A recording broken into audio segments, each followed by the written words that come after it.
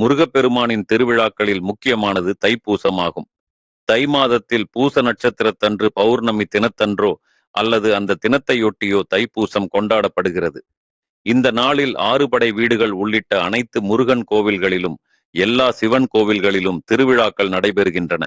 அசுரர்களை அழிக்க முடியாததால் தங்களுக்கு தலைமை தாங்கி செல்லக்கூடிய ஆற்றல் வாய்ந்த சக்தி மிக்க ஒரு தலைவனை உருவாக்க வேண்டும் என்று சிவபெருமானிடம் வேண்டினர்.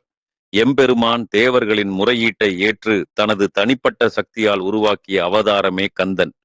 சிவனின் நெற்றிக் கண்ணில் இருந்து வெளியான 6 தீப்பொறிகள் 6 அழகான குழந்தைகளாயின. கார்த்திகை பெண்களால் அக்குழந்தைகள் வளர்க்கப்பட்டு பின்னர் 6 முகங்களுடன் அவதரித்தது. அவரே கந்தன் எனப்படும் முருகனாவார். சிவபெருமானின் தேவியான அன்னை பார்வதி தேவி ஆண்டி கோலத்தில் பழனி மலையில் வீற்றிருக்கும் முருகப்பெருமானுக்கு ஞானவேல் வழங்கியது தைப்பூச நாளில்தான் என புராண கதைகள் கூறுகின்றன. அதன் காரணமாகவே பழனி மலையில் தைப்பூச திருவிழா மற்ற முருகன் கோவில்களை காட்டிலும் வெகு சிறப்பாக கொண்டாடப்படுகிறது. அப்படி அளிக்கப்பட்ட வேலினை ஆயுதமாக கொண்டே முருகன் அசுர குலத்தை அழித்து தேவர்களை காப்பாற்றினான். தேவர்களுக்கு தொல்லை கொடுத்த அரக்கர்களை திருச்செந்தூர் எனப்படும் திருச்சீரலை வாயில் வதம் செய்து தேவர்களை நிம்மதி அடையச் செய்தவர் முருக கடவுள். எனவேதான் அசுரர்களை வதம் செய்ய முருகப்பெருமான் பயன்படுத்திய வேலினை வழிபட்டால் தீய சக்திகள் நம்மை தாக்காமல் இருப்பதுடன் அந்த சக்திகள் நமக்கு அடிபணிந்து நல்லருளை நல்கும் என்பது ஐதீகம். தைப்பூசத்தை முன்னிட்டு முருக பக்தர்கள் மார்கழி மாத ஆரம்பத்தில் துளசி மாலை அணிந்து விரதத்தை தொடங்குகின்றனர்.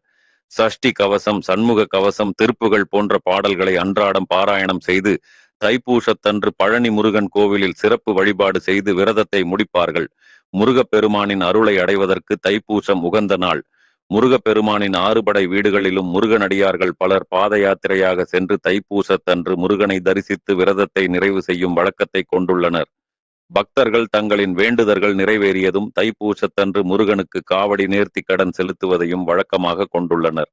முருகன் என்றாலே நம் நினைவிற்கு வருவது மயிலும் வேலும் தான். புராணங்களின்படி அதிக முக்கியத்துவம் வாய்ந்த மிக முக்கியமான ஆயுதமாக முருகனின் வேல் கருதப்படுகிறது. வேலுண்டு வினையில்லை, மயிலுண்டு பயமில்லை என்பதே தொன்று தொட்டு சொல்லும் கூற்று. முருகனுக்கு இந்த வேலினால் வேல்முருகன் என்ற பெயரும் உண்டு. தைப்பூச தினத்தில் முருகனையும் வேலையும் வணங்குவதால் காரிய தடைகள் விலகி திருமணம் கைகூடும், குழந்தை பேறு கிடைக்கும், கல்வியில் மேன்மை, மனபயம் நீங்கி வலிமை உண்டாகும், வியாபாரத்தில் இலாபம், பில்லி சூனியம், நவகிரகங்களினால் உண்டாகும் தோஷங்கள் நீங்கும், சகல ஐஸ்வர்யங்களும் கிடைக்கும், மரண பயம் நீங்கி நீண்ட ஆயுள் பெறலாம், சொந்தமாய் வீடு மற்றும் நினைத்த காரியம் நினைத்தபடியே நிறைவேறும், கலைகளில் தேர்ச்சி, பாவங்கள் தீர்ந்து புண்ணியம் பெருகும், வெற்றிவேல் வீரவேல் என முழங்கும் இடத்தில் வேலின் ஆற்றலும் முருகனின் ஆசியும் அனைவருக்கும் கிடைக்கும் என்பது பக்தர்களின் பூரண நம்பிக்கை.